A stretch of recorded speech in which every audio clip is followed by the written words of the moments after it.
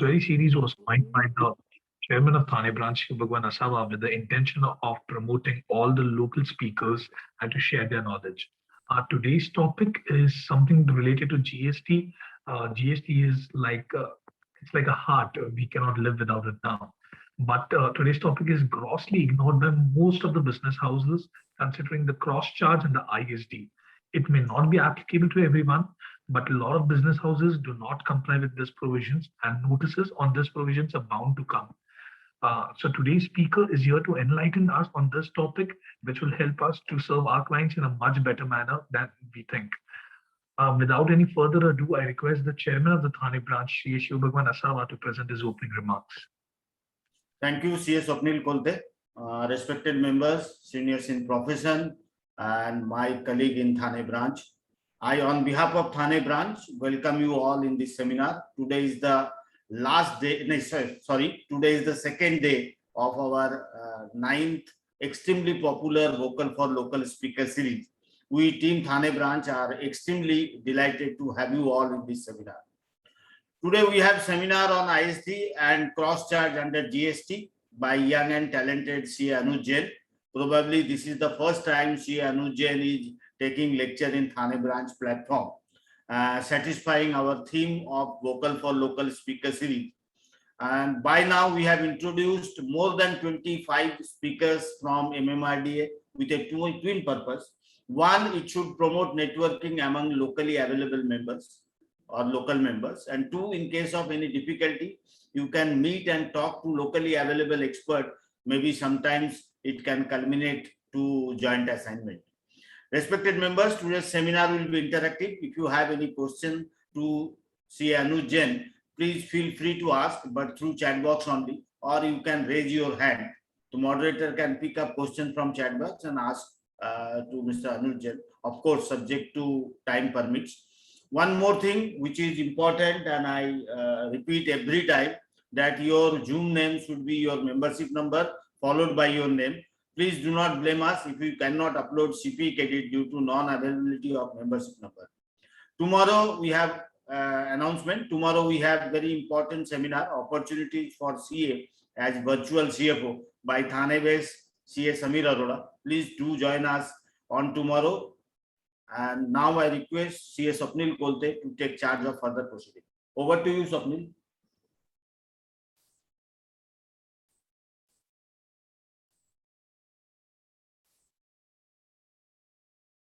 I think there is some issue with Swapnil. Swapnil, are you there? Okay, I think there is some issue with Swapnil. Now I request Rajnish Sharma to formally introduce today's speaker. Over to you, Rajnish. Yes, sir. Thank you very much. Good evening, everybody. One second, Rajnish, one second. Sorry. I was just going to jump to that. So, Rajni sir, before giving the formal introduction of the speaker, I would also request you to enlighten our members with the upcoming Vikasa event so that the students can be benefited at large and we could reach out to more number of students at the same time. Sure, that's great. That's great. Thank you, Swapnilji. Dear all, Thane Vikasa is organizing mock interview session on August 29, 2021, in which you are please requested to convey to the CA final students who have given their exams, as well as if you know any OT students who are appearing for articleship, to come forth and take benefit of this mock interview.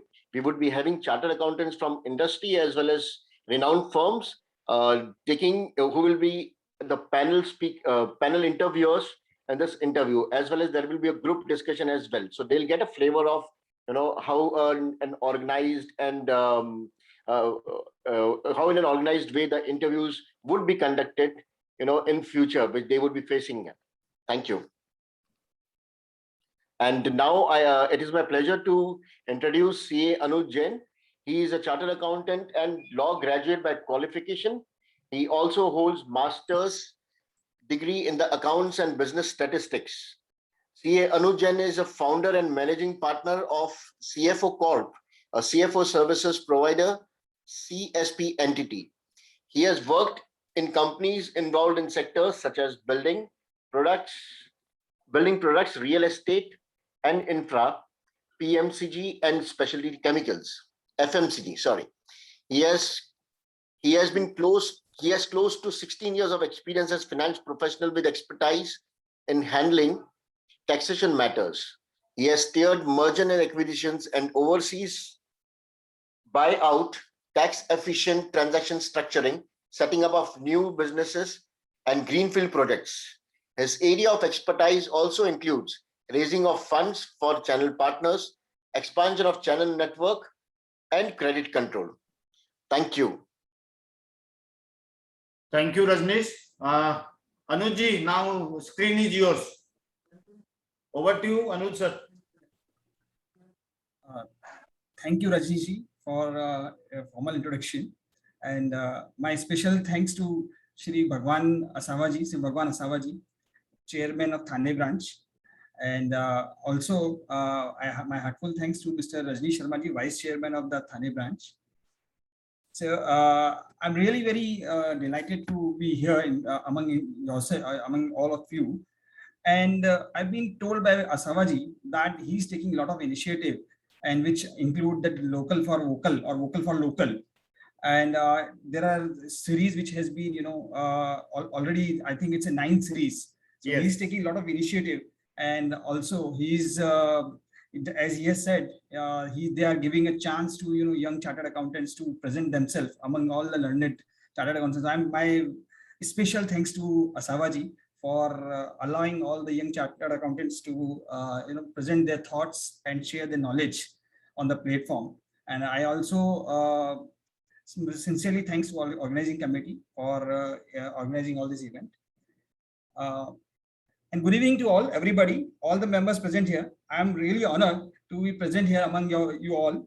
And I'm really delighted to share my thoughts on the today's subject, ISDN cross charge.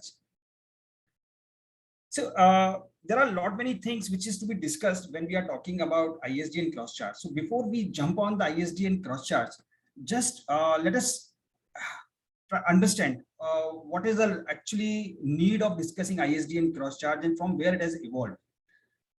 So as we have seen, taxation subject is always evolving. It is never a complete subject. The way business is growing and the need of the business is growing, automatically there are certain methodologies or certain concepts which got emerged to facilitate the trade and the business. So if we look at in the history, so earlier when ancient or maybe 100 years back, it was a barter system, and the taxation were not on the basis of sale and purchase, rather it was on the basis of the production or produce. Thereafter it emerged to a sales tax, then sometime it was a purchase tax, and thereafter, because the geography got expanded, earlier the trade was restricted to a certain limited area, and slowly and gradually it started expanding from one state to the another state, and then the need automatically arise for facilitating the trade between the two states or the entities between the two existing in the two states. So therefore the C form, F form, and for the export import there was an H form. So those were the things which got evolved. Slowly and gradually it so happened that also were the trade were facing difficulties on that. Hello, can I share my screen? Hello. Yes, Anuj. Yeah, So yeah. is my screen visible as of now? Yes. So slowly then what had happened, the VAT regime came, and still in the VAT regime, C form, F form, and lot more complexities. The credit was not flowing seamlessly, and the need was there to have a taxation policies or taxation law which can be in a one country, one nation, one tax. So those kind of need has already emerged at that point of time, and government was trying to bring this GST law, and they finally were able to brought it in the July 2017. As I told you, the law is evolving. We don't know what is going to happen going forward. It may be in the ASEAN region, we may have a ASEAN GST, thereafter Asia GST and global GST kind of thing, and maybe with the crypto and all other things, the tax will continue to evolve. Now, here there are a lot many complexities, as the government and intention was to provide one nation, one tax. But what had happened with the one nation and one tax? We have a one nation, one tax, but still the another objective of the government, which was seamless flow of the credit, input credit. The input credit should flow seamlessly, was not happening in a certain manner. And therefore, there was a need to look into that. And accordingly, certain methodologies has been adopted, out of which those methodology is one of the ISD and the cross charge. At the same time, when government do something, they always, it is not they will give you something. Always it is both the sides. So every aspect of the law has, two sides. One side may be advantage to the assessee, another side it is a advantage to the revenue as well, and both look at from their own perspective. अनुज जी आपका present share नहीं हुआ है अभी तक. My presentation is अनुज जी आपका present share नहीं हुआ है, देखो. I'll again visible on the screen. नहीं शेयर करो प्लीज. Just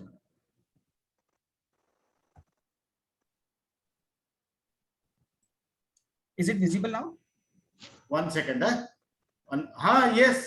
अभी चालू है. Yes, हो गया. अभी हो गया. Yes. So my today's discussion will be in majorly 4 parts. One, we will be discussing overview, which we just have I just have spoke on the certain overview, and the another part would be input tax credit, because before we jump on to understand ISD and cross charge, we'll have to understand in what is input tax credit, and there are certain restrictions under section 17 in the input tax credit, so that we'll understand. Apart from that, we will also touch upon on the supply aspect, which is section 7, and then we'll jump on the ISD and the cross charge. So the total 4 part of the presentation would be ITC, then supply, ISD, and cross charge, and then we will take questions. So as we discussed, the idea of the GST was one nation, one tax, and seamless flow of input credit. Now, before we understand what is the input tax credit, let's understand what is input tax. Input tax means there are, in input tax definition, which is defined in 262 section, there are 4 things which has been defined. All the taxes like, CGST, SGST, IGST, UGST, whatever, what kind of tax, all taxes. Second, the tax which is being paid under the RCM, reverse charge mechanism. That is also input tax. And tax paid on purchases from unregistered dealer. So there were, certain things which was announced but yet to be notified. But that is in case if some unregistered dealer, earlier government brought some legislation and some provision in which they said if you are paying more than 5,000, then you will have to pay tax. If you are buying anything from an unregistered dealer above 5,000 in a day, then you will have to pay. But that has been deferred and yet to be notified. But that is what also be considered as an input tax. It does not include composition levy. So input tax primarily is a CGST, SGST, and tax under reverse charge as of now. Now, this is input tax, and what is input tax credit? That has been defined in 263. It is all the input tax is known as an input tax credit. Before we jump on the input tax, again, we'll have to understand few terminology. One, what is input? What is input service? One is input, another input service, and what is capital goods? So input is defined in section 259. It says any goods other than capital goods intended to be used for the furtherance of the business. So any goods is called as input. Let's just for a simplicity, I'm just saying any goods other than capital goods is being considered as an input. All the goods. Now, the second thing is input services. Now, the input services is being defined in a very broader manner. It is any service used or intended to be used by a supplier in course of furtherance of the business. So anything other than goods we can say as service. And there are certain deeming fiction in the schedule 7.2 also, where they have said those certain services may look like as a good, but it is a service. It is to be considered as service. So this is a input. So everything under the sun is either something is a goods or maybe certain something. If it is not good, then it would be a input service. And there are certain exceptions which has been given, which is the land and certain things, money matters and all other things. So this is input and input services. And now what is the capital goods? Capital goods is simple. Capital goods, whatever the input or input services which you are capitalizing in your books of account is to be treated as a capital goods. So anything which you are putting into your capital account in your books of account as a fixed assets or capitalizing it, it would be considered as a capital goods. So this is an input. When we were discussing input tax service in the previous slide. So any tax which has been paid on input or input services would be input tax. And if you are able to claim the credit of that, that would be input tax credit. So this is a chronology of input, input service, and capital goods. Now, so we just have understood what are the input and input service and the credit. Now we have to understand who are eligible to take the input credit. See, you have paid the taxes on the goods, but are you eligible to take the benefit of, or are you eligible to take the credit of that input tax? So that eligibility has been prescribed in the section 16(1). So section 16(1) says if you fulfill certain conditions, you are eligible to take the input tax credit. If you don't fulfill, you are not eligible to take the input tax credit. So the first foremost condition, a person the person should be registered person under the GST. Only the registered person can claim the input tax credit. Entitled to take credit of input tax charge, and he should be entitled also. So supposing if composition dealer, they are not entitled to take. So entitled to take input credit. And it should be on any supply of goods and service. In case if he is registered, he is entitled, then any tax which has been charged on goods or service, he can take credit of that. Now the condition further is all the goods or services must have been used in the course or furtherance of his business. So if anybody who has taken some personal, you are running a business also and you are having some personal expenditure also, but you have incurred certain tax, you have paid some amount to buy some product or material which is for the personal use. You are not entitled to claim that credit because it is not in furtherance of the business. And the utmost important condition, the input tax shall be credited to the electronic credit ledger. So that is what we look at whenever we are taking credit nowadays. We have to always reconcile with the GSTR 2A and also with the 2B also we are reconciling nowadays. So it should appear, it should get credited to the account of the recipient. So that tax should reflect in our GSTR 2 returns. Then only we are entitled or eligible to take input credit. This is what the input 16(1). Now condition, that eligibility, that is what eligibility. Now what are the conditions? Even you are eligible, but what are the conditions? The conditions are you should be possessing a tax paying document. The person who want to claim credit or avail credit, he has to have in his possession the tax paying document, which is a tax invoice, proper tax invoice. Second, he must have received goods or services. And the party who has supplied goods or rendered services must have paid the taxes on that. And recipient has also filed the return. So these are the conditions for availment of credit. So one has to fulfill all those conditions to claim credit. Earlier, we just saw in the previous slide, we saw the eligibility, which who can be eligible. You document or though the other party has paid the tax, but still if you are not eligible, you will not be entitled to claim the credit. But when we look at eligibility, at the same time, we have to see the condition also. So once you are eligible, then this condition is fulfilled, you are entitled to claim the credit. So apart from that, there are a few more certain things. ITC is subject to reflection in the GSTR 2A and GSTR 2B. And then when goods are received in installment, ITC can be claimed only when the last lot is received. No ITC will be allowed if depreciation has been claimed on tax component of a capital goods. A person registered under composition scheme is not entitled. ITC allowed on receipt of goods or service both.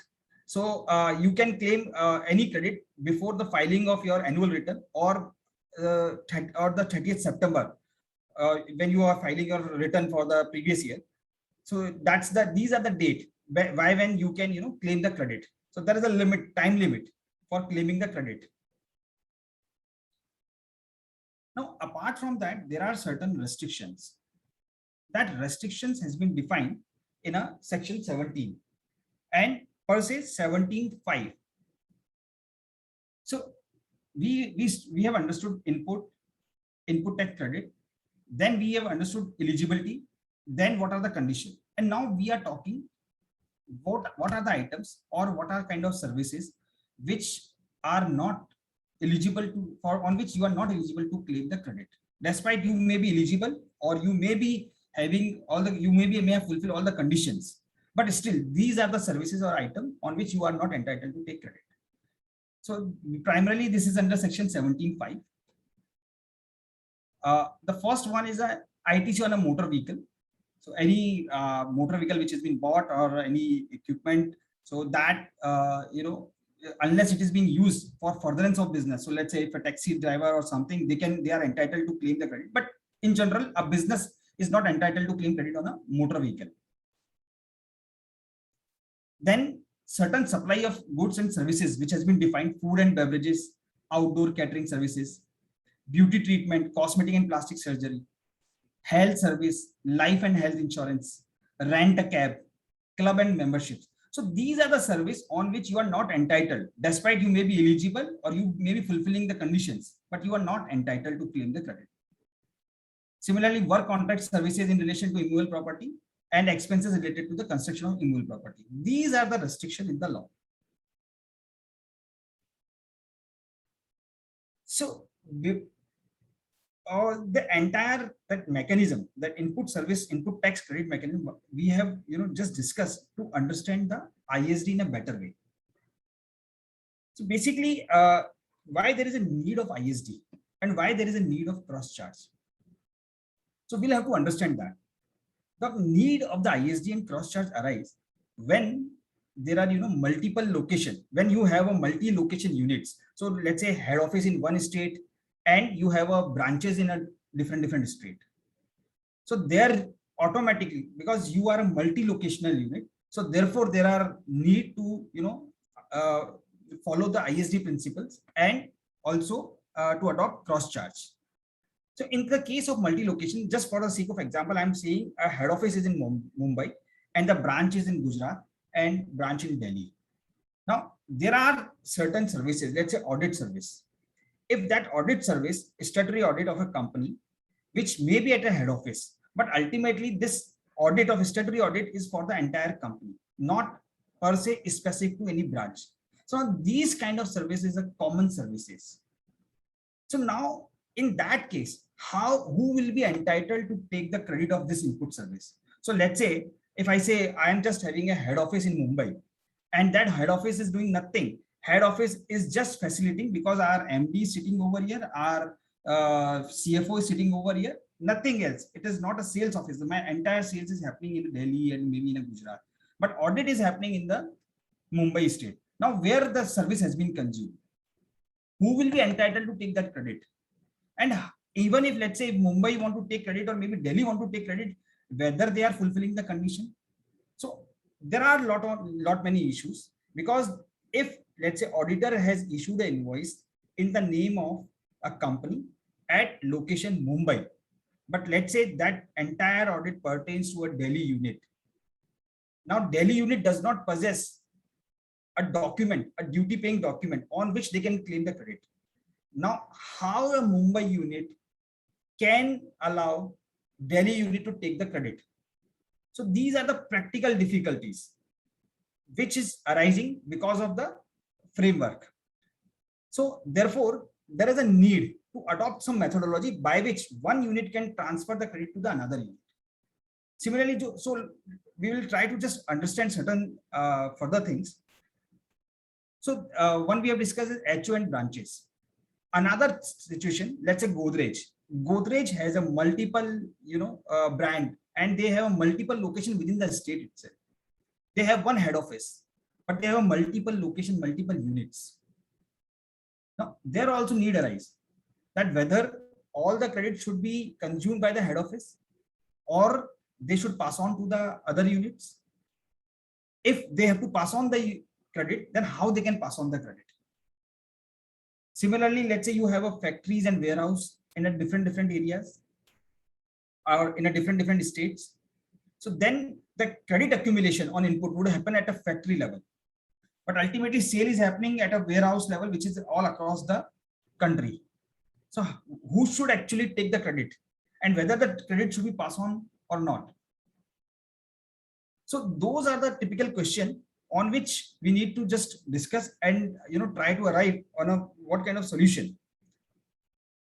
Now, apart from that, we also have a common function. Head office is providing certain support. Let's say you have a tele software, you have a SAP software in the head office. The software has been installed in the head office, but it is being used by all the branches all across the country. And SAP will give one single bill and they will give it to the head office. Now, either we may distribute it through some mechanism or we may cross charge it. Cross charge will come to that cross charge, but we may, bill to our unit who are using. So similarly, there are common function related to taxation. GST, you may have a GST team or a taxation team which is sitting at head office and doing work for all the units. Branches tax return is getting filed by the head office. Head office tax returns are filed by the head office team itself. Similarly, you have one single marketing department which is working for all the units, all the branches. So in that case, it is called a common function. Now, since everybody is a beneficiary, all the state, wherever you have registration, they all are beneficiary of those services. But ultimately, any tax, any input tax which has been paid, the credit has been claimed by the head office on that. So with these complexities, the need to develop a methodology has arisen, and based on that, the ISD mechanism and cross-charge mechanism has evolved. So we'll be discussing all these ISD and cross-charge in great detail.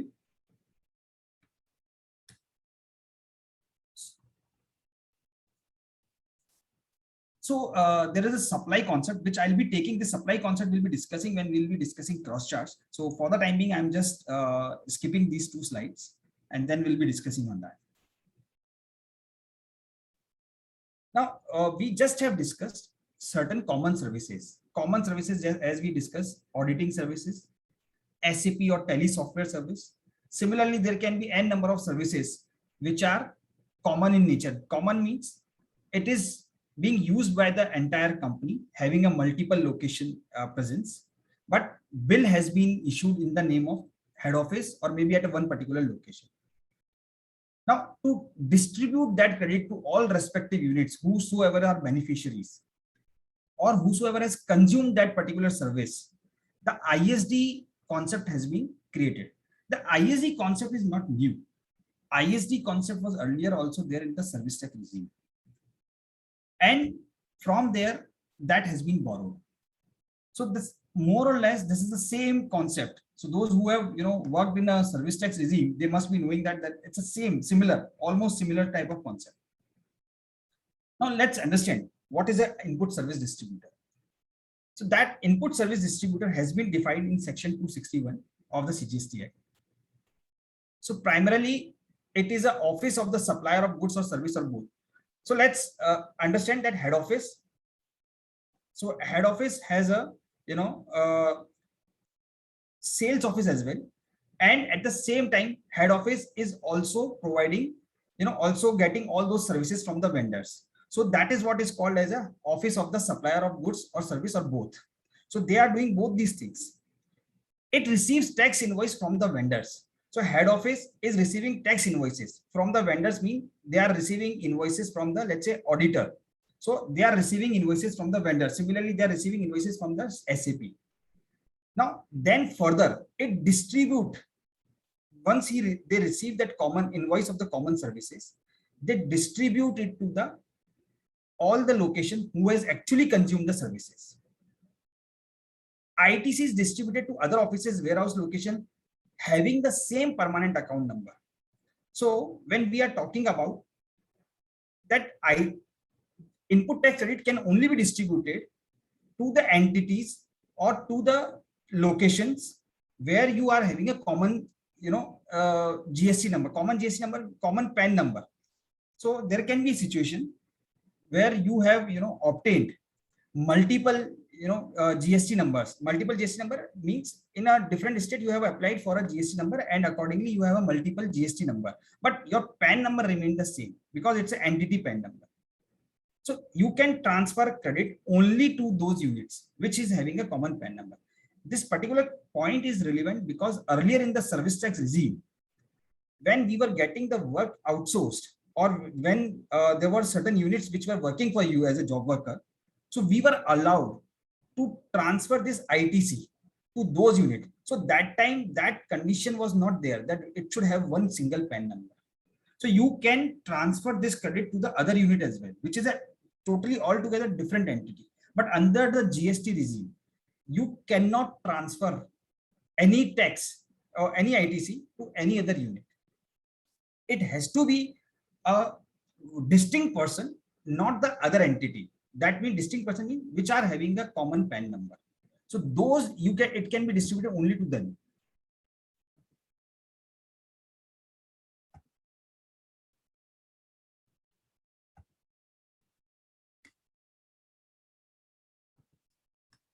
Yeah.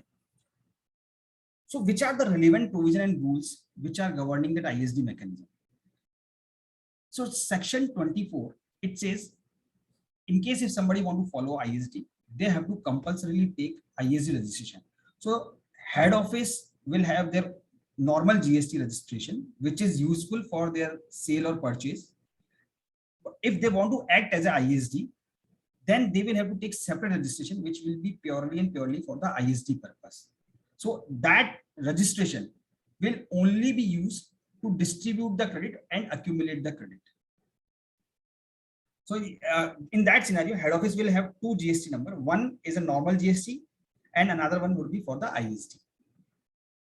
Then document for distribution of credit, rule 54 of the CGST rule. So basically it's a similar to the invoice and all other things. So the way we are issuing invoice and the format of the invoice, the same is for the distribution of the credit.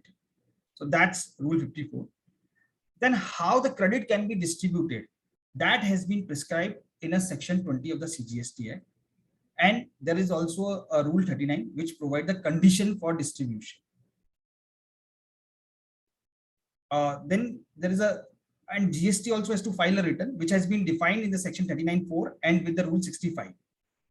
Then there is a rule 36 of CGST which permit to avail the credit by the recipient unit. So when head office is issuing an invoice to the branch office, the branch office is entitled to take credit on that.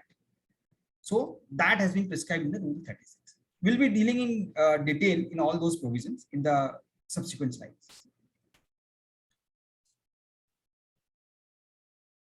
So the manner which has been prescribed in the rule in the section 20 of the CGST Act is as follows.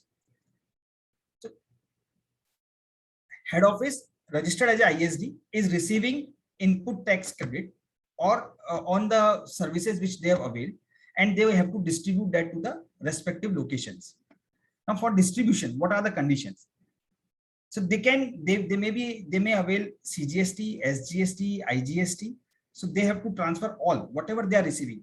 So when we look at ISD, we just have to think about like Ola, how the Ola work. Ola is an aggregator. Ola does not own any vehicle and does not keep any vehicle with them. What they do, whatever comes to them, they just supply it to the other people. Or wherever there is a demand, they supply it to them. So similar way, what ISD does, whatever input credit has been received by them, they just distribute. They don't keep it anything. So let's say some invoice on which 100 rupees GST has been levied, 100 rupees is received and 100 rupees is distributed. So whatever they have received, they will distribute. And even if they have received some defective or let's say some ineligible credit, that also they need to distribute. So they will not keep anything with them. Everything, whatever they are receiving, they will have to distribute it. So let's just understand the conditions for distribution of input service tax distributed. As we have discussed, ISD invoice should be prepared. There should be an invoice. It is similar to the format in which we are issuing the tax invoice. The amount of the credit distributed shall not exceed the amount of credit available. As I told you, Ola, just think of Ola. If Ola has got one car or one driver has, just logged into their system, they can provide only one car, they can't provide two cars. So it's a similar way. If you have received 100 rupees as a credit, you cannot pass on 101 rupees. You can only pass on 100 rupees. So that's for that credit cannot be distributed in excess. You may restrict, you may stop, you may not distribute some amount, but not excess. You cannot distribute, and when you have received 100, you cannot distribute 101. The tax credit of tax paid on input service attributable to a recipient of credit. So let's say if certain credit, maybe you may have, in the head office, you may have two branches. One is in Delhi and another one is Gujarat. You have specifically done some audit for the Delhi unit, which has no relation with the Gujarat unit. You have done a stock audit of a Delhi unit, but invoice has been issued on the head office. Now that particular service has been consumed by the Delhi office. Therefore, the credit entitlement is with the Delhi office. So in case if anything which is specific to any particular unit, that need to be issued to that unit only.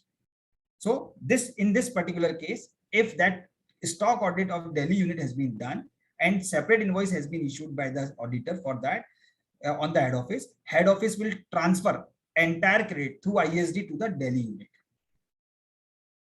In case if there are common, let's say auditor has done audit for all units, both the places. Now, how that and single invoice has been issued by the auditor, how we will distribute among Delhi or Gujarat or Mumbai also. So we have a 3 unit, one is head office in Mumbai, another 2 units is Delhi and Gujarat. So how will we distribute that? In that case, the method which has been prescribed is based on a turnover of all eligible units. So we need to identify, we need to work out the turnover of all eligible units who are eligible to claim the credit. Now, what turnover can we take?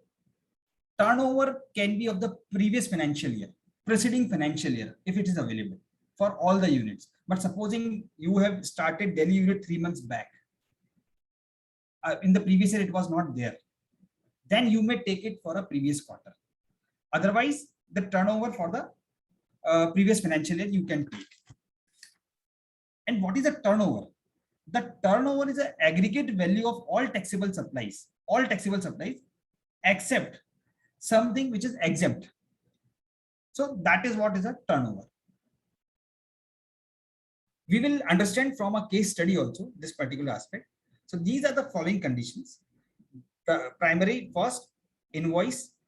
Second, you can distribute only what you have received. You can distribute only to the specific, in case if it is a specific service to that specific unit. If it is a common, then you have to issue based on the turnover. Now then there are certain procedural conditions under Rule 39. So an ISD shall distribute input tax credit in the manner as prescribed in the Rule 39. The input tax credit available for distribution in particular month should be distributed in that particular month. So similar, again, let's think of Ola. Today, if Ola has received any car, they'll have to immediately distribute it. They can't keep it with them. So similar way, if we look at input tax credit, it has to be distributed within the same month. You can't hold it. You can't keep it with you. Distribute within the same month. And how you can distribute? By issuing an invoice and at the same time filing the return, which is a form GSTR 6. Now, while you are receiving the credit, there are eligible credit or ineligible credit. Now, in that case, what you have to do is you have to distribute eligible credit and ineligible credit also. For that, you will have to create 2 invoices, one for the eligible credit and another one for the ineligible credit. Because as an aggregator of ITC, whatever you have received, you have to distribute. You can't hold whether it is eligible or not eligible. So both has to be distributed separately.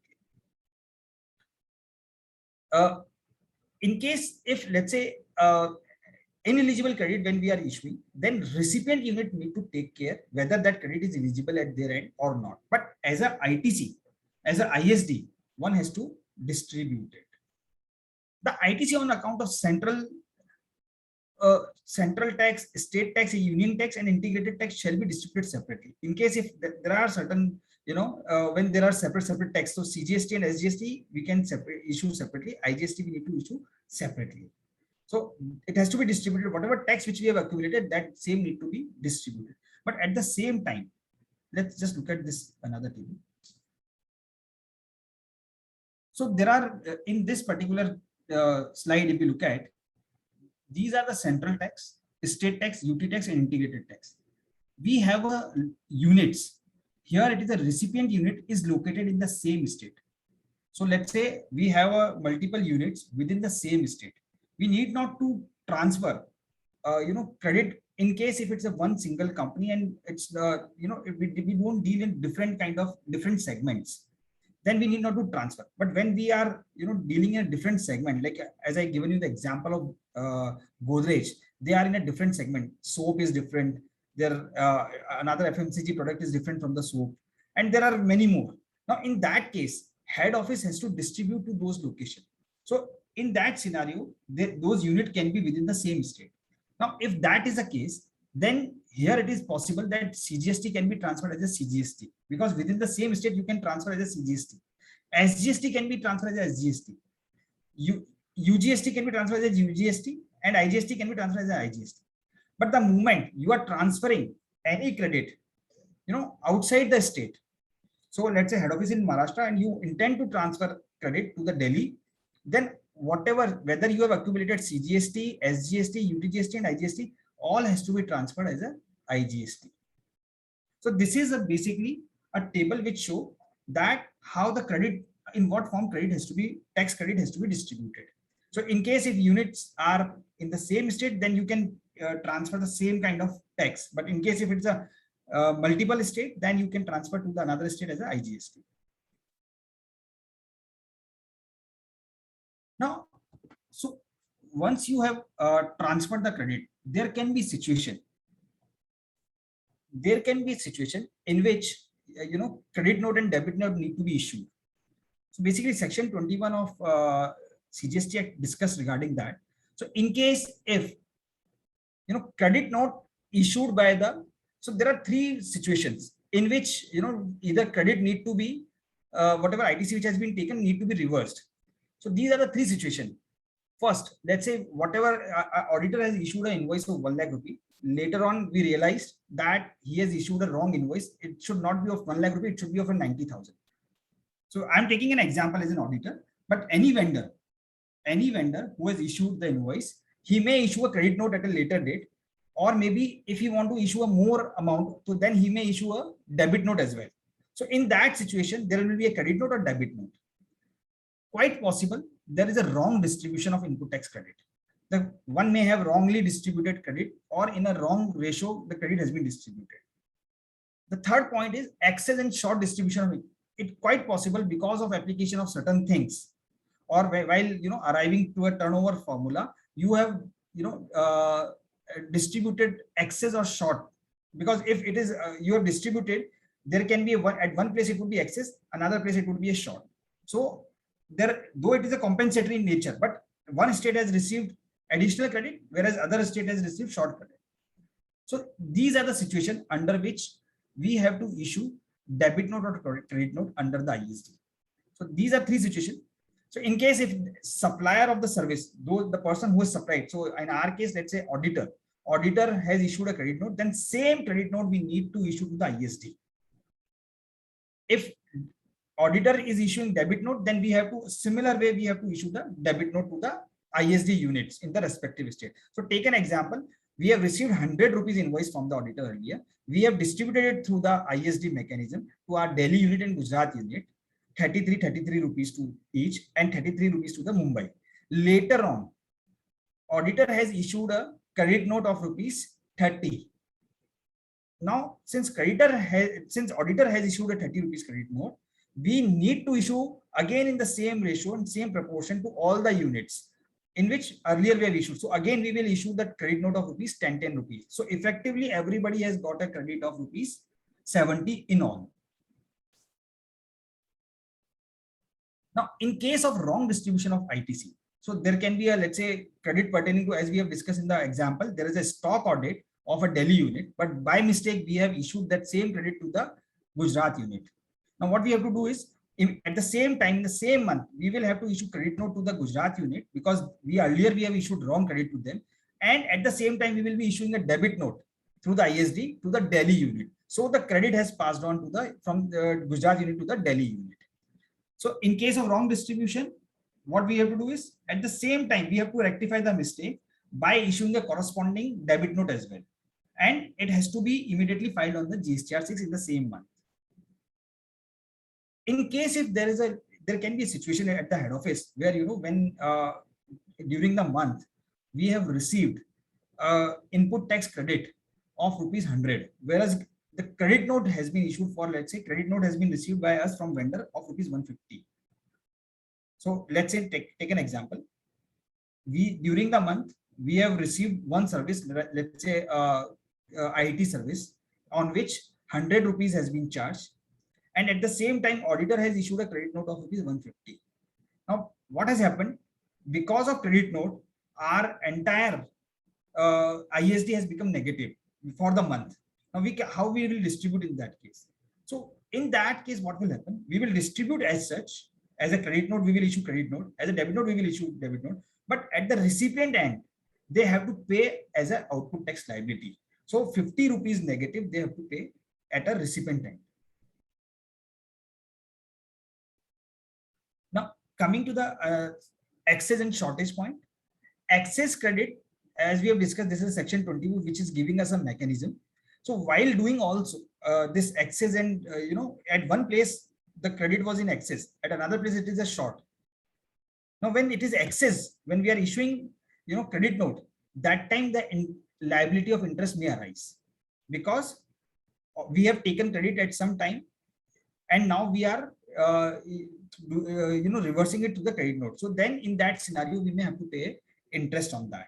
At the same time, when we are issuing corresponding debit note, that entity will entitled to take credit, not of the interest, not of the benefit of the interest, but at least ITC benefit they will be entitled. So this is a mechanism of issuing credit note and debit note. So here, government, what government has done, any adjustment because of any mistake or for any whatsoever reason, it has to be done through the credit note and debit note mechanism. So under ISD also debit note and credit note mechanism. So similar, like, you know, when we are issuing some invoice and any mistake happen in that, then we are not allowed to cancel that. What we do is we issue a debit note or credit note. Similar way here also, we have to issue the debit note or credit note and accordingly make the adjustments. Now, with this particular case, we will try to understand how the ISD mechanism works. So there is a company called ABC, which is having an office at Mumbai, and that same head office is registered as ISD also. And that particular unit has, you know, 3 units, including the head office. One is a Maharashtra, another one is Gujarat, and the last one is a Delhi. And they all were operational in the previous year. Now, Messrs ABC Limited has received certain, you know, common input services. Common input services means whatever the services which has been consumed by all the units, so that they have received certain credit on that. So here it has been given this way. CGST paid on services used only for Mumbai. So they have received, that Mumbai head office has received invoice for the purpose of, you know, certain services which has been rendered specifically for the Mumbai unit. The amount is ₹3 lakh. The CGST amount is ₹3 lakh. And they have also received an invoice which has been used by all 3 units amounting to ₹12 lakh. So here it is a total turnover which is of these 3 units. Mumbai has a 5 crore rupees turnover, Gujarat has 3 crore turnover, Delhi has 2 crore rupees turnover. So total turnover is around 10 crore rupees. So here it is a ratio. When we are just you know, we have tabulated it, the computation. So Maharashtra, Gujarat, and Delhi. Now, based on their turnover, we have arrived to a ratio 50%, 30%, 20%. So it becomes 100%. Now, here first point, which is CGST paid on services used only for Mumbai. So now, as we have discussed, if anything which is specific to particular unit, it has to be transferred to that particular specific unit. So in that case, this credit will be transferred only to the Mumbai unit. So what happens here? If we see this CGST paid on services used only for Mumbai unit, has been allocated or distributed to the Maharashtra unit rupees 3 lakh. Now, the next thing, IGST, CGST and SGST paid on services used for all the unit, which is a common. So 12 lakh rupees. Now it has to be, since it is a common for all units, so we have to distribute it in a ratio. So it's 50%, 30%, 20%. So 50% is 6 lakh and 30% 3,60,000 and 2,40,000 per day. So if we look at the total credit amount was 15 lakh rupees. Out of that 15 lakh, Maharashtra is eligible to claim credit of rupees 9 lakh. Gujarat is eligible to claim credit of rupees 3,60,000. Delhi is eligible to claim credit of rupees 2,40,000. So that is the way we have distributed the input tax credit among all these units who have used those. So primarily, what we need to do in case of ISD, every company has to take a separate registration, and they should identify. What they should do is they should identify what are the common services for their business. So every entity who is liable to follow the ISD, first they should take registration. Then they should identify which are the services of common nature. Then they should always do one thing. They should always, provide that ISD registration number to their vendor. So the credit directly comes to the ISD return. Not it doesn't go to your GSTR 2A. So there is the similar way like that we have a GSTR 2A. There is a 6A also, which is only for the purpose of ISD. So what we should do is we should provide our ISD number to our vendors.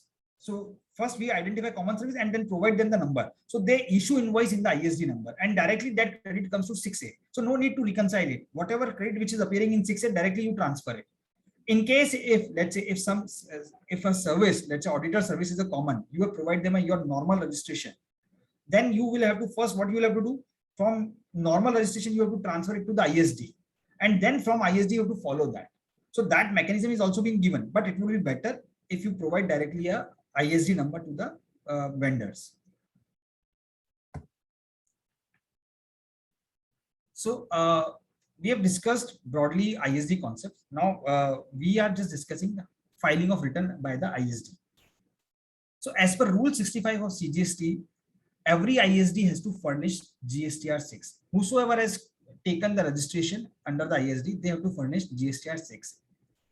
Now they at the same time they have to verify the credit appearing in the GSTR 6A, because similar to GSTR 2A, your GSTR 6A is there for ISD. And then accordingly, you have to do similar reconciliation and adjustment in the GSTR 6A, the way we are doing for 2A. Then we have to issue invoice and detail, whatever invoice which we have prepared, detail need to be furnished in the GSTR form GSTR 6. ITC credit, the moment you file, the moment you furnish your return, the ITC credit will reflect in the GSTR 2A of your recipient unit. So let's say Bombay unit has furnished their GSTR 6. Immediately they will, the Delhi unit and the Gujarat unit and Mumbai unit as well, they will see ISD credit in their GSTR 2A form. And from there they can reconcile and upload their normal GSTR returns. And GSTR 3B they can file. And the due date for filing the GSTR 6 is 13th of every succeeding calendar month. So for July, the date would be 13th of August. So broadly, what we have discussed is the ISD mechanism. So ISD mechanism, registration need to be taken, common service need to be identified, and based on that common service, whatever credit which has been accumulated in your GSTR 6A, that need to be distributed by way of issuing the invoice, and GSTR 6 return need to be filed. Now, whether ISD is mandatory or is it optional? Now, that's a big question. Whether every company is required to follow that ISD mechanism. So first of all, if one entity which is having one location, they need not to follow ISD because they do not have a multi-location. So first condition is there should be a multi-location unit. Second condition, there should be a common services. If common services, then you have to think about the ISD. Now, even if you have a common services, even if you have a multiple location, whether ISD is mandatory or not. So to understand that, as we have just read the definitions and the manner of distribution, it says shall distribute. ISD shall distribute. Now that has been, in the various case law, it has been discussed. So one of this is at Cummins India, in which they had said, if they want to distribute, if somebody want to distribute the credit, then they will have to take input service issue. Otherwise, not. If you do not want to, pass on the credit, then you need not to.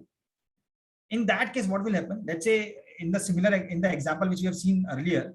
So there was a 15 lakh rupees was the credit which was available to overall, but Mumbai was eligible only for 9 lakh. If at any point of time, GST officer comes and he says, you have taken excess credit because the credit which is pertaining to Delhi and the credit which is pertaining to Gujarat has been taken by you. So therefore, he may disallow your 6 lakh rupees and say you are eligible only for 9 lakh rupees. And on that 6 lakh, you have to pay interest and penalty as well. So therefore, in case you have to decide yourself that whether you have a common services, you have a multiple locations, then you have to take, but it is not mandatory. That's what it's a, as of now, the case law says that in case if you want to distribute, you take, otherwise not. Similar thing has been in the ALD Automotive Private Limited. Whether particular provision is mandatory or directory has to be determined on the basis of object of particular provision and design of the statute. So here again, they are saying, here it is not a mandatory because statute doesn't say that it is the mandatory, therefore it's not mandatory. And same thing has been held in the sketch sheet metals, etc. in that. So per se today, as we stand, ISD is not mandatory, but one has to take that ISD the moment there is a common service and there is a multiple locations.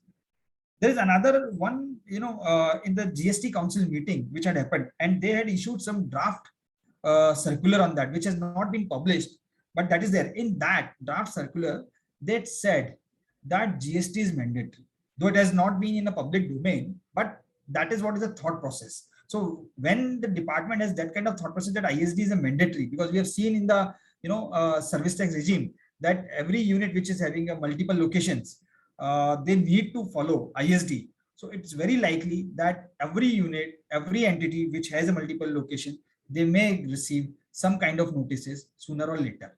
So our request and our advice, everybody should see whether they are having a common services and multiple locations, they should follow ISD mechanism.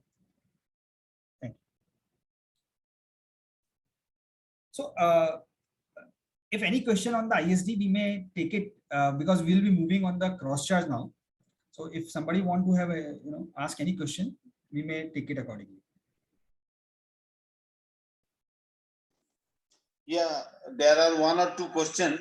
Yeah. Let me check chat box and pose this question to you. One question is from Bhargav Pare, CA Bhargav Pare. What are the consequences if ineligible ITC not distributed?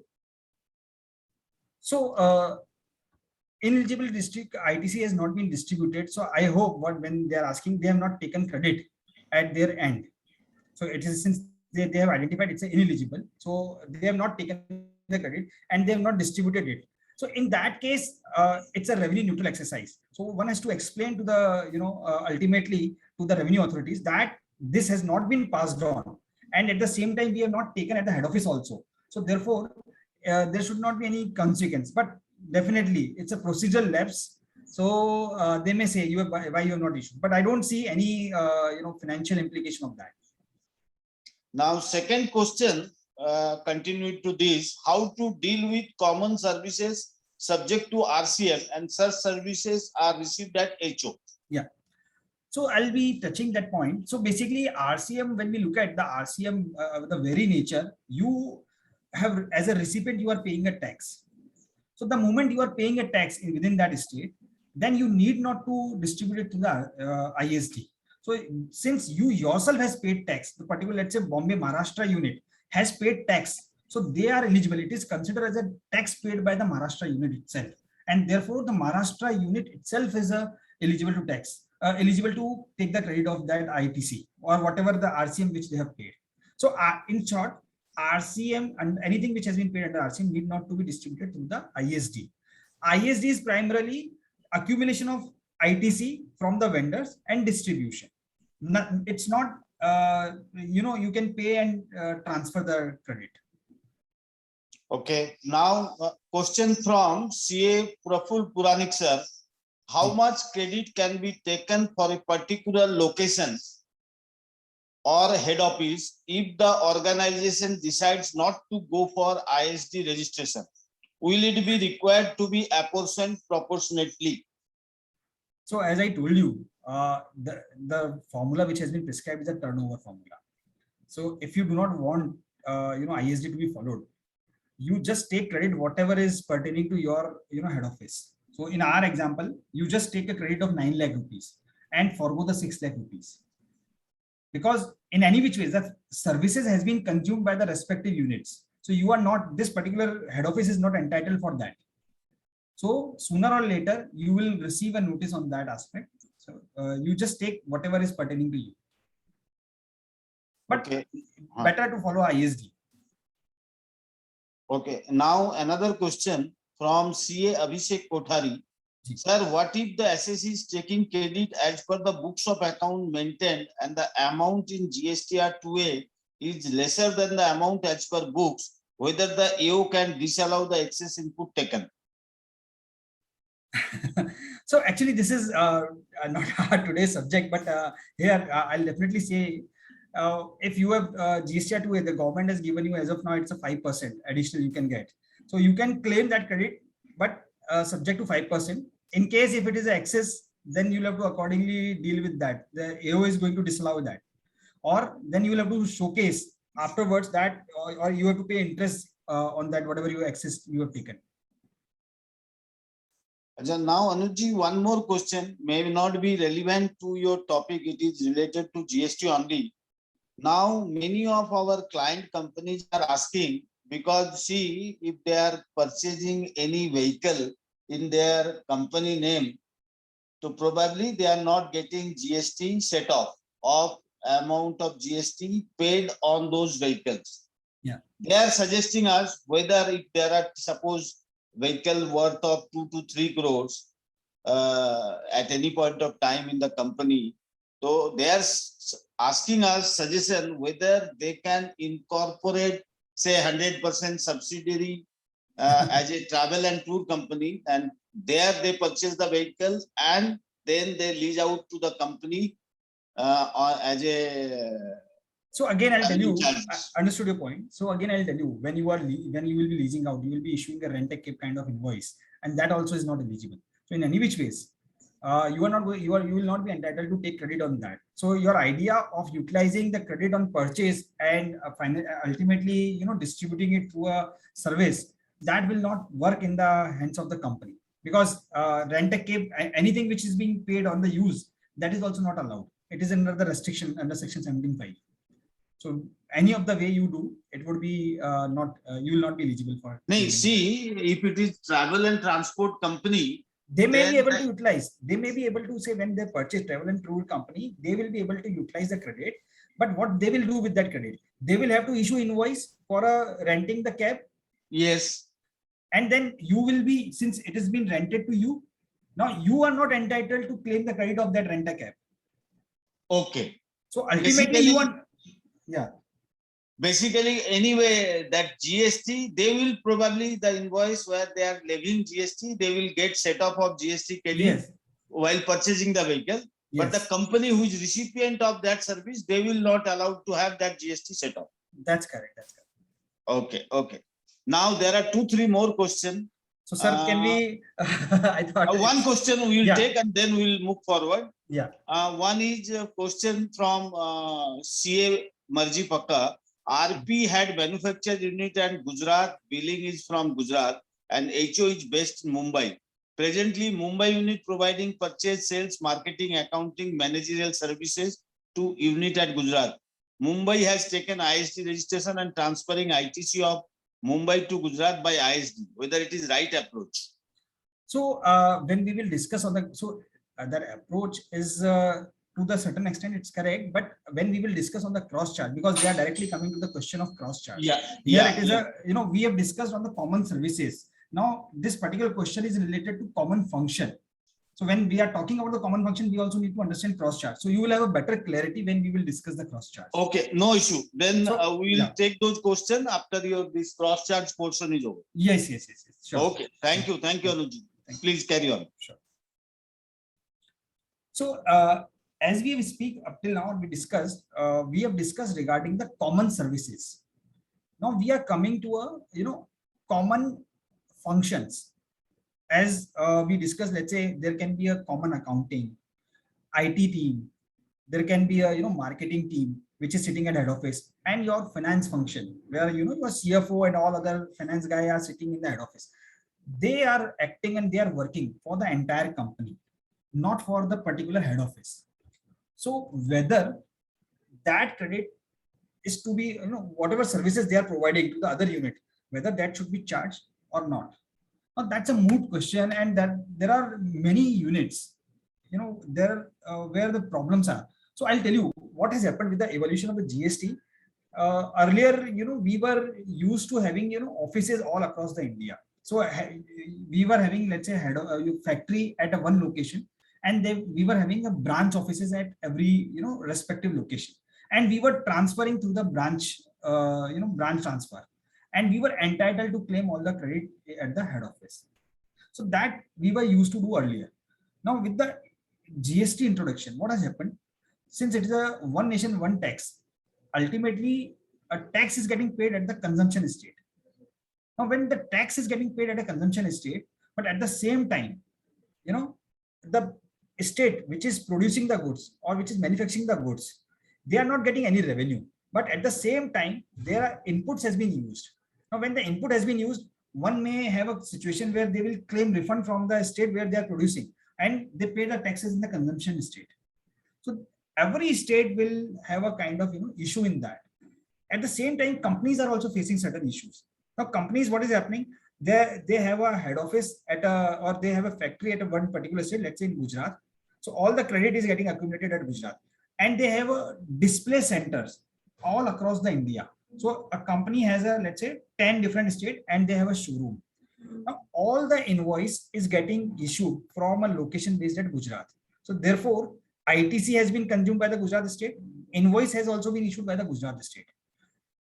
Those location and branches are doing nothing. Branches are basically what they are doing. They are arranging the order and passing that order to the Gujarat unit, and Gujarat unit is supplying directly. Because earlier, we were supposed to do branch transfer and all these things, but that is not there. So now what has happened?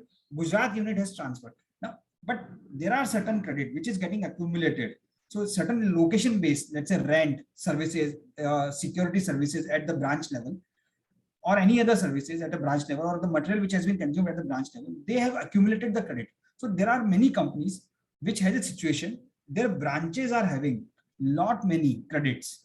Okay, whereas every month the unit which is at Gujarat or manufacturing unit is paying tax. Now, can we transfer that credit to the interchange that credit? Directly we cannot. So therefore, we need to have some mechanism, and we need to have some process whether we can transfer or not transfer. So this just keeping aside this particular example, we'll be discussing once we will be completing our cross charge. So I'll be dealing in great detail on that. So basically, cross charge is something where there is a common function, and one unit has to charge to the another unit. So we just skip 2 slides before moving to the cross charge. Also, we need to just touch upon the concept of supply. So there, I'll be just moving this one.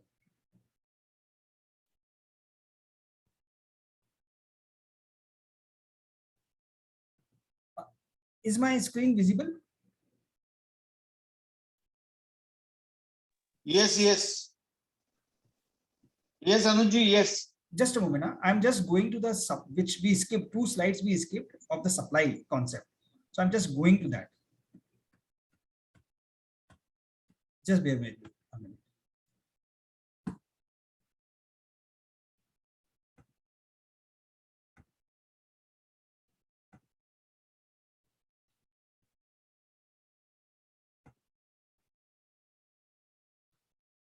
Yeah. So when we talk about when we were in the earlier regime, there were, the definition was very restrictive and it was only limited to the sale of goods. Now, under the GST, as we know, the sale is nowhere. It is the supply. We don't discuss about sales. So now the supply has been defined in the section 7.1a. What is the supply? And that supply is also not been defined. Supply has been, the definition has been broadened by saying supply include all form of supply of goods and services, which includes sales, transfer, barter, exchange, licensing, rental, lease or disposal made or agreed to be made for a consideration. Here we need to give special emphasis on a word for a consideration. So when we are talking about a section 7.1a, it is talking about any supply for a consideration. Okay, so there has to be a supply and then there has to be a consideration. That is what is a 7.1. Now they were not happy with this definition, so they have broadened this further. So I'm not touching upon the entire supply. I'm just relevant thing I'm just discussing over here. So there is a section 7.1c, which says supply include the activities specified in schedule 1, made or agreed to be made without consideration. So what they had said in we read earlier 7.1a, that any supply with consideration. Now 7.1c says supply without any consideration, and they have specified that in a schedule 1. There is a schedule 1, 2 and 3. So it is they are saying anything which has been specified in schedule 1 will be considered, even if there is no consideration, that same should be considered as a supply. Now in the schedule 1, there is a very interesting thing which they have mentioned is supply of goods or service, okay, or both between related person or between distinct person, related person or between the distinct person. So both these things we need to understand, related person and distinct person, as specified in section 25 for the furtherance of business. Now related person can be, let's say an employee can be a related person because we are employee of the company. So therefore any supply, there is a limit of 50,000, that's a separate issue. But apart from that, if any supply which has been supplied to related, or maybe goods which has been supplied to the related party, that will be deemed as a supply. Okay. Now distinct person. What is a distinct person? Now let's read the section 25.4. Sorry. Section 25.4. It deals with the distinct person. A person who has obtained or is required to obtain more than one registration, whether in one state or union territory, or more than one state or union territory, shall in respect of each such registration be treated as distinct person. So here what they are saying, the branches and a location, different location which has a different GST registration but with the same PAN number will be called a distinct person. So branches, warehouses in a different state, they became distinct person. So every unit which has a separate GST number under the same PAN number would be called as a distinct person. And related person, employee is a related person. So this is basically a supply. Now this is very pertinent or very important to understand as we will be moving on the cross charge.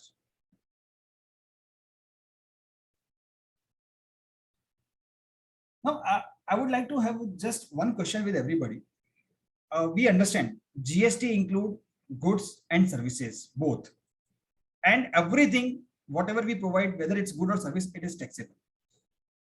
So I just have one question with everyone. You may anyone can speak on that.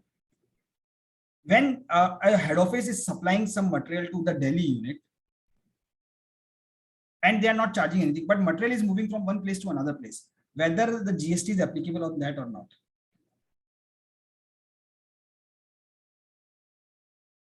Hello. Yes, you are audible. Yeah, so my question to everybody is, when material, head office is supplying some material to the branch office, which is situated at Delhi, or head office is at Mumbai, the transfer of goods, whether a GST is applicable on that or not. It will be applicable. It will be applicable. Certainly it will be applicable because we know it as a very well. It is called as a stock transfer. So when a goods is moving between one distinct person to another distinct person, even if it is without consideration, there has to be a tax. And that is what we call as a stock transfer. Now, if I ask the same question, when you are transferring services from one state to another state, whether the GST should be applicable or not. So we understand GST take hands on hands with the goods and service. Both are taxable. So if it is applicable on the goods, whether it is applicable on the service or not.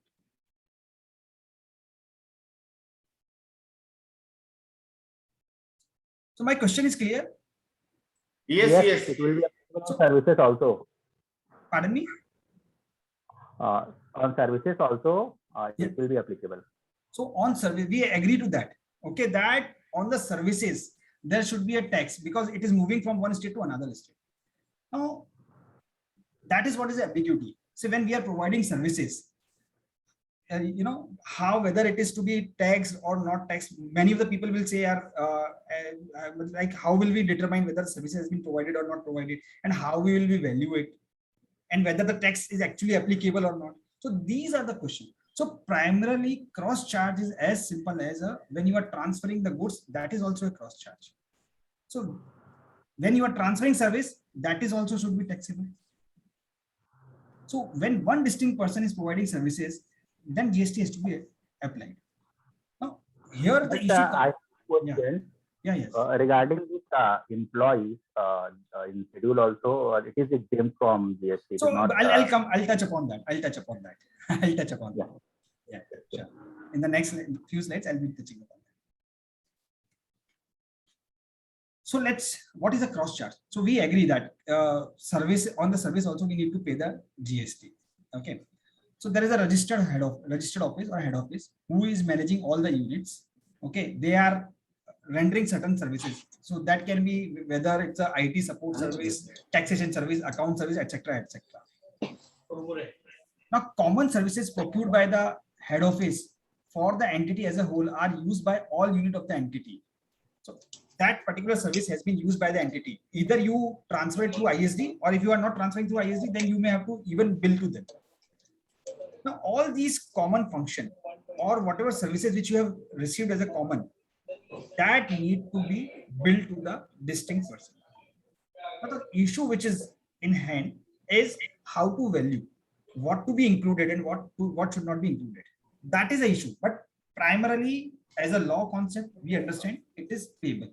But we have seen nobody is following this cross charge, and many people, and I hope that almost 60 to 70% people may receive show cause notices on that. And under the ISD, it was related to input tax credit. So therefore, there was a mechanism under section 21 which we discussed. You can do the adjustments. But here it will be a consequence that though you have supplied but not charged the tax. So it has a far consequences. So we need to understand cross charge in a better way. So there is a common function, common services, and one has to raise the invoice on the distinct person. Now how? Then there is a valuation mechanism. Here the valuation mechanism comes to the play. The valuation mechanism as per the rule 28.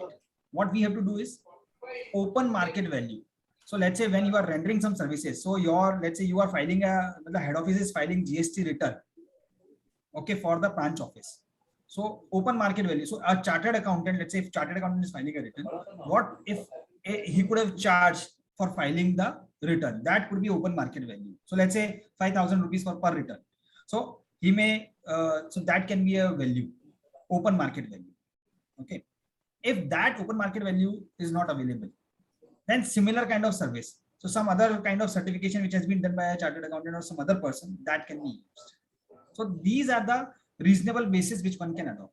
If you are unable to do so, then whatever is the cost, okay, whatever is the cost for rendering those services. So here it comes.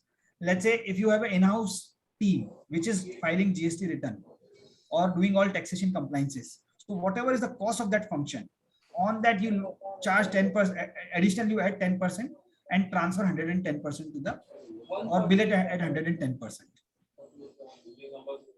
So these are the valuation mechanism. But there is a proviso which says where recipient is eligible for full ITC, the value declared invoice shall be deemed to be open market value. So this is the most important and critical point here. So let's say you have a unit in Mumbai, you have a unit in Gujarat, you have a unit in Delhi. All are registered under the GST and all are eligible to take ITC credit. Then you need to get into a kind of valuation, whatever you will bill. So let's say even if you bill at 100 rupees instead of 5,000 rupees, as we have discussed on the open market value, that chartered accountant is charging 5,000 rupees. Even if you charge 100 rupees, nobody can question. So that is what is the second provision to Rule 28. So that comes to our rescue. But despite having these kind of provision, we need to follow cross-charge mechanism. So we can escape from a valuation in case if it is a registered unit. But we have to follow. We will have to, actually give some value and issue the invoice. The procedural aspect we need to complete. At the same time, in case if you don't follow, then they may say that you have not, charged and the services has been rendered without issuing the invoice. Now the same thing can be used for the benefit also. So as I given you the example where head of the factories in Gujarat, and you have a 10 multiple location where the credit has been accumulated. Every billing is being directly done from the manufacturing unit to the respective customers, not to the branches.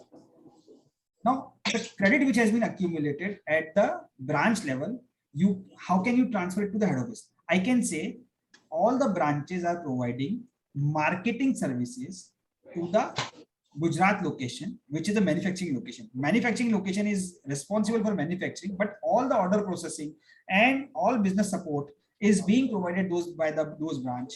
Now those branches can raise invoice on the Gujarat manufacturing unit and transfer that credit to the Gujarat unit.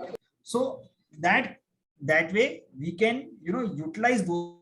Now one has to be very watchful, and government will not allow you easily, and they may find some or other way, because ultimately it's a revenue which is getting transferred. So that's a moot question, how the revenue authority is going to see that when you are transferring from your one location to the another location, only the credit, okay, through the service invoices. So how they will see, but as per the law, as it is defined, you can do it. So we consider cross charge can be used as a tool to transfer the credit, but it has to be ultimately time and how the revenue authority behave, that the time will tell. But certainly this is a doable thing, and most of the people and most of the multi-locational entity which has this kind of issues are doing it. Since here valuation, we are that section second provision to Rule 28 is our rescue. They are not in a position, the revenue is not in a position to question the valuation. So that is what is the aspect of valuation. So what we discuss in the cross chart, we have to identify particular cost of the particular function, or maybe a common function, and then we have to raise invoice for that.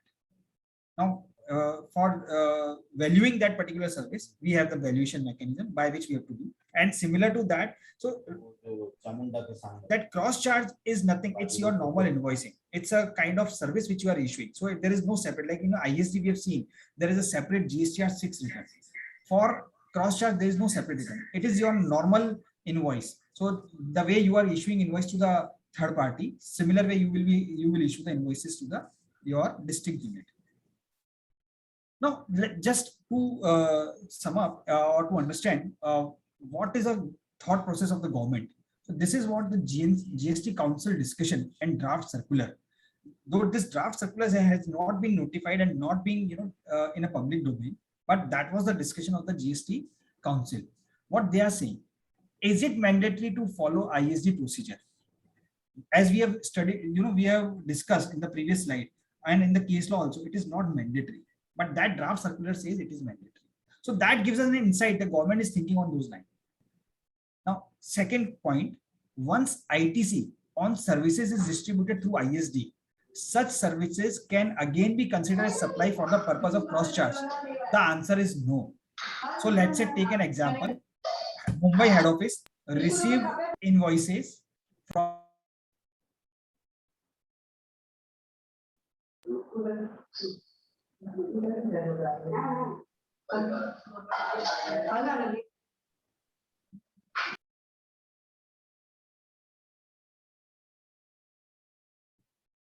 Hello.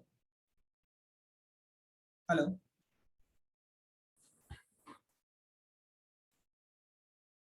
Am I audible now? Yes, sir. Please go ahead. Yeah. Yes.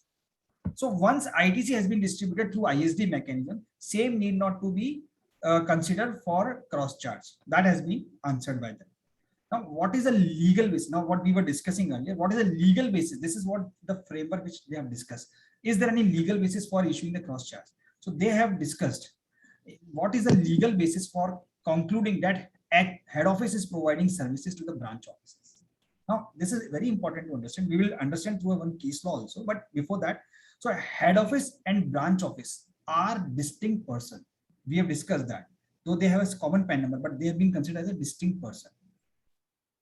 And employee is also being considered as a related person, which we also discussed in that.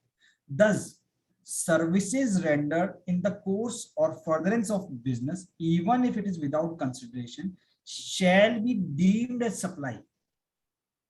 So what they are saying, that irrespective whether it's a employee or whether it's a head office and branch office, but they have been considered a distinct person and the related person, therefore any services which has been rendered, same shall be liable to the GST. That's what is the thought process of the government.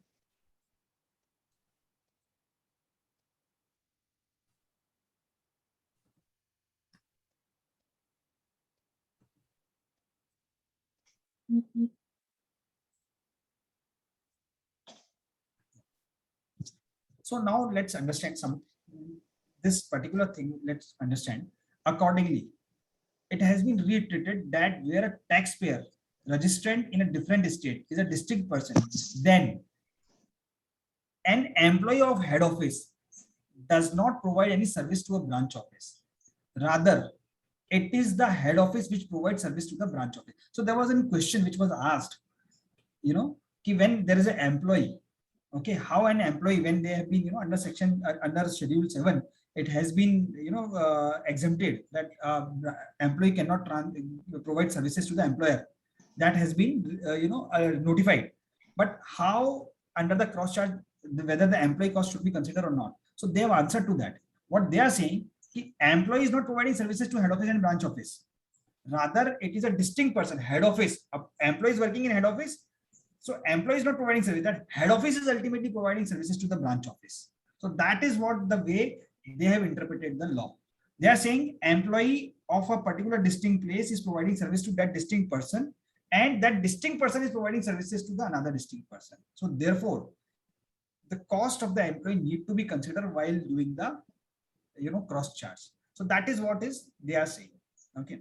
Then the second thing, there is a need to apportion expenses incurred by one office for provision of output service to another office by reasonable means, consistent with the principle of valuation in GST law and the general law. So let's say if you are, your IT team, they are in general providing IT services in, IT information technology. And for a Delhi, let's say Maharashtra, Bombay is your head office and Delhi is your particular unit. Now, if there are two people who has been working for development of software specifically for the Delhi, now you need not to keep a full track that how much hours they have spent, what they have done, whatever general principle, accounting principle by which you segregate the cost, apply those, but don't have a separate record, because in the service tax regime and all earlier indirect tax regime we have seen, they will ask you how you have arrived to the cost, show us the cost sheet, bring the certificate of the chartered accountant, or it is not required. What they are saying, whatever a general principle law by which you are evaluating your own thing, consider that. So here also they have given a little bit of relief to the taxpayers. Such apportionment valuation of supply shall be done on the basis of information maintained by a company in its normal course of working. There is no need to maintain additional record of activity undertaken by the individual employee. So that's what I have just explained. The only exception to this principle would be distribution of ITC in respect of input service procured by one office and distributed to the other, for which ISD provision apply, as the taxpayer is expected to mandatorily obtain ISDs. So what they are saying here, ISD requirement. In case if you have taken the ISD, so then that ISD need not to, again, you need not to transfer through the cross charge. That's what we have earlier also discussed. So primarily in case if it's any common services which has been transferred to ISD mechanism, So ignore it for the purpose of cross charge. So ISD was in relation to the distribution of common, ITC on the common services, whereas cross charge is a valuation. Cross charge is basically a charging tax on supply of services or goods, and there you need to determine cost or maybe your valuation mechanism come into the play. Whereas so now let's compare what are the difference between ISD and the cross charge. So ISD primarily is a distribution of the credit. So whatever ITC which we have accumulated, that we are distributing. Cross charge is basically tax payable on supply. ISD is only applicable for the services, whereas cross charge is applicable for goods or services as well. So one we have discussed is the stock transfer. Another, let's say for while providing the service, you might have used certain goods. Now you have to take cost of that. You have to consider the cost of that goods as well, because you have consumed those goods. So whatever the cost which is in general you are arriving, or whatever the methodology you are arriving to ascertain the cost, you have to adopt that. For ISD you require a separate registration. For cross charge you don't need a separate registration. It's a normal registration. In the ISD, the distribution of credit is based on turnover, whereas here you have to arrive as a value of the supply to be determined. Here it is applicable where recipient is engaged. A recipient is exempt. Sorry, it's wrongly mentioned engaged. Applicable where recipient is exempt. Even if there is an exempt, if any of the unit which is exempt, still you have to distribute, because ultimately it's a credit. It has to be distributed in turnover. So if any unit which is exempt, you have to distribute to them. But in case if anything which is exempt supply, you need not to charge the GST on that.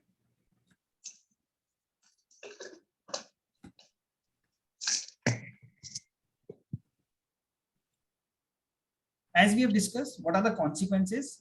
So under the ISD, no specific penal provision for non-distribution or excess distribution. There is a mechanism of section 21 which we have discussed, debit note, credit note, and general penalty and credit to be disallowed. So these are the general consequences in the ISD.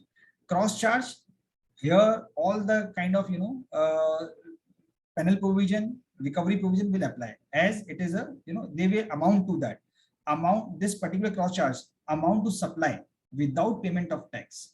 So what they may say that you are supplied but not charge the tax, therefore recovery proceeding shall apply. And they may also say that you supply without issuing of invoice. So section 132 will also come to the play. And they say supply, but you have not raised the invoice also. So all related consequence will be there. So if you don't follow the cross charge, the consequences is much harsher. So therefore one has to be very watchful, and they should think on that whether they have to issue the cross charge. Because if you follow the procedure, no one will come to you, because there we have seen there is a law or there is a rule under section under rule 28, that second proviso. It says whatever value you will charge, that will be suffice, but charge it. Otherwise later on it would be a blame that you have rendered the service without issuing the invoices. So now that just have a quick look on the case law. So this is the moot question. So when we are arriving, to a cost, whether the cost of employees to be considered or not, because there is a lot of controversy on that. Already we have seen an employer, when there is an employer and employee relation, so one can't provide, employee can't provide a service to each other. So to address this particular issue only, there was a advance ruling which has been filed by at Bangalore. So here there was a case of a Columbia Asia. So they were having multiple locations in their hospitals, and their head office was in the Bangalore, and they were accumulating certain credits. Okay, and they were providing certain services, which is basically accounting and other administrative and IT kind of services. So they were of the opinion that whether the employee who are working at a head office, whether their cost should be included or not while doing the cross charge. So what they have done is, whether the activity performed by the employee at the corporate office, such as accounting, other administrative and IT system maintenance for the unit located in the other state, that is a distinct person, or as per section 225(4), shall be treated as supply as per entry 2 of schedule 1 of CGST Act. That the schedule which is we are referring, which we have just discussed while reading the supply concept. So they are saying, well, as per that schedule and entry number 2, employer-employee relationship exists, and therefore that is not to be considered as a service. So that is what they are referring to that.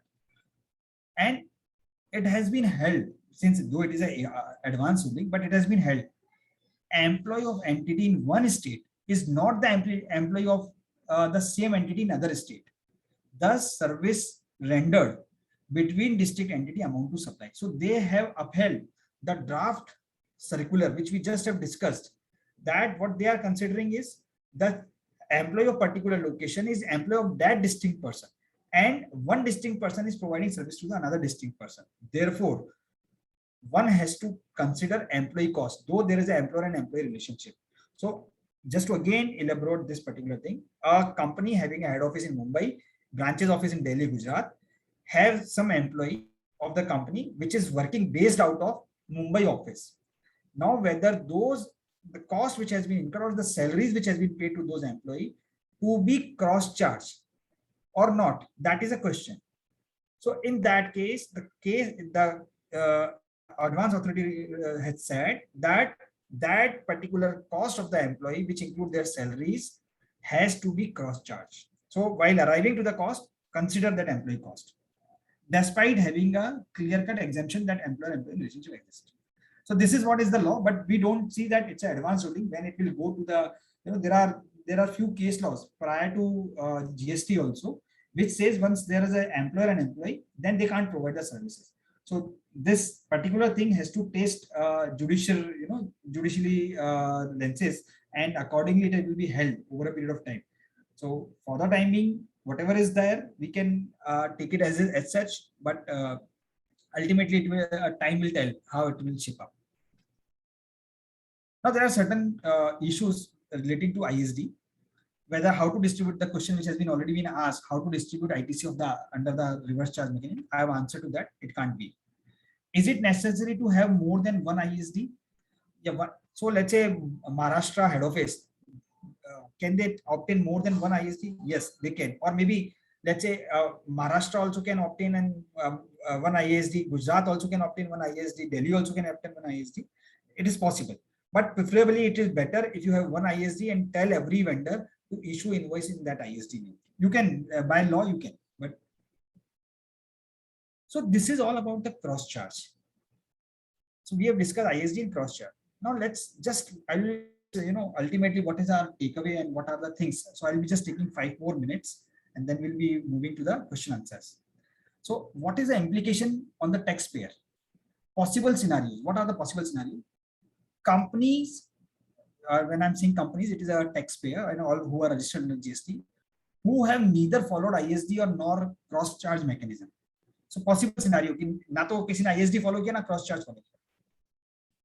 Companies who have followed ISD mechanism but not done cross charge. So there can be a situation ISD to follow kiya, cross charge nahi kiya. Now companies who have only done cross charge and not levied GST on employee cost. There can be a situation they have not considered employee cost, either from the date of introduction of the GST or subsequently, because this cross charge is applicable from the day one itself. It's not that it has been levied now. The people have not followed it up. So if today you want to raise an invoice for the 2017 whatever services, you can raise and you pay interest on that. But at the same time, the recipient unit will not be entitled to get the credit of that. But you will have to follow because you have not followed it. Now, these are the 3 probable situations. Okay, so let's discuss on that. If the companies have not followed ISD and cross-charge mechanism, immediately they should look into their aspect. They should identify whether they are multi-location. If yes, and whether they are getting any common service, immediately they should take ISD from the day itself and start following that. And whatever has been left out up till now, in case if they want to follow, they should transfer all the common credit through the cross-charge mechanism, pay the interest on that, and forgo the credit, because credit can be taken only subsequent September, up to the subsequent September or before the filing of the whichever is earlier. So the time has gone. So let's say if somebody has not followed from 2017, July 2017, now they want to follow ISD, they can't go backward because they have no credit. ISD they start following, but whatever credit which is pertaining to the previous period, they can transfer it to the cross charge mechanism. So there again, it is a valuation rule. So you may follow that valuation rule if all the entities are, basically registered and eligible to take ITC, whatever value you will decide. So let's say even if you issue an invoice of 100 rupees and pay interest on that, you will be at least following that. And as a law, they are not allowed to question your basically a valuation mechanism. But one has to be very watchful. If you will do something which is very, have some proper basis for arriving to a value, just don't put a 1 rupee or 100 rupee or 1000 rupee. You have some basis, and basis on that you arrive to a value. So that is what one has to do. Now companies who have followed ISD mechanism, so there is no issue, but not done cross charge, now they can do it. Ultimately, if you don't do, as of now, they have not issued, to the many of the people the cross charge that the show cause notice, but many people are receiving cross charge show cause notices, and ultimately they have to pay. Companies who have only done cross charge, not levied GST on employee cost. So here our suggestion is to wait in case if, because it's an advanced ruling up till now. And we also have a, previous proceeding in the previous regimes, which is service station and all that, certain favorable judgment of the high courts in our favor.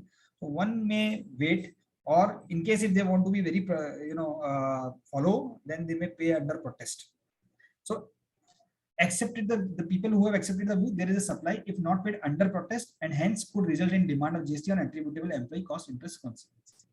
Companies who have not done cross charge and levied GST on employee cost, so they already have done, so they have agreed to only interest exposure.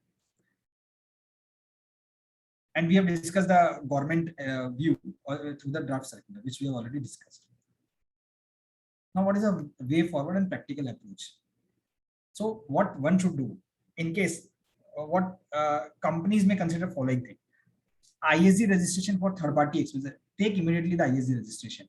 So all expenses you can follow that. Then levying GST from today, you start levying GST on cross charge. Head office to branch service or vice versa. You can do both way. The head office is providing to the branch and branch is providing to the head office also. And that you can accordingly start. Now, what you should do is you should see whether you have some availability of credit at the recipient location, whether any cash flow issue. That one has to be very watchful while framing this particular framework, whether they should adopt cross charge and ISD, how it is to be. Those people who have not done, for them I'm talking about, but otherwise everybody has to follow. But they should see where the credit is available, how they can optimize that utilization of those credit. And if employee cost you can't ascertain, then ascertain some some fixed amount. Consider whatever your approach, you consider employee cost, because they will not question what employee, but consider some cost in the cross charge and issue the invoice.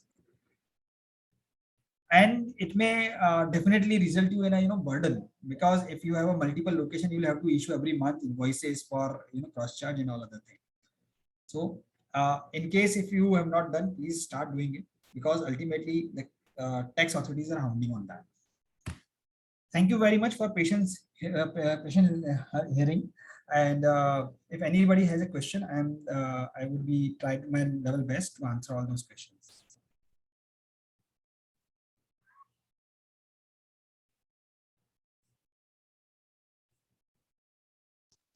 Anuji, give me one moment. I'll see those chat box and come back to you. Give me one moment. Sure. Hello.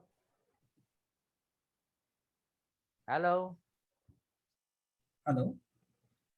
Whether the cross charges bill should be prepared monthly, quarterly, or yearly will do? So it would be better if you do monthly, on a monthly basis. The reason I'll tell you, because if we go on a service thing, the moment you render the service, that service becomes due. So it would be better if you do it on a monthly basis, but you may, according as per your own convenience, you may do quarterly also. We suggest as much as possible, as soon as possible, you please do it, because service is getting rendered immediately. Yeah. Okay, thank you. Anuji, now one question is from again CA Hishikesh. What would be the pricing policy for actual interstate stock transfer from one registered place of work to another place of the same company for GST purpose? So basically, stock transfer, we have to follow the rule 28. So as per that, we need to identify. So generally, companies, what the other companies are doing is it's 110% of, in case if it's a traded goods. So there are, we need to understand two aspects. One is a traded goods. So when you are buying the goods, and one is a manufactured goods. So when you are buying a goods, you have a clear cost available. Then you just load 10% and transfer it on 110%. In case of manufacturing, you will have certain your process of evaluating the cost, and then in case if you find it difficult to evaluate that, then you may resort to any value which is generally you are supplying to your third parties. You just reduce 10% from that or 20% from that. That kind of policy generally companies are adopting. So And one may follow. continue to that question, whether CGST, SGST and IGST to charge, what is the ITC rule for the same, whether receiving interstate branch? Can you repeat that? I'm not able to understand. Whether CGST, SGST or IGST to charge, what is ITC rule for the same? So it depends on the how it is. If it's a one state to another state, IGST has to be applied. If it is within the state, then it is a CGST, SGST. If you are supplying to some certain or SCZ or something, then again it is to be IGST. Export, it would be under the IGST, or without IGST under the bond. So that way it would be. Is it the what I have answered? Is it clear? Yeah. If there is any further question, you can unmute yourself and raise question.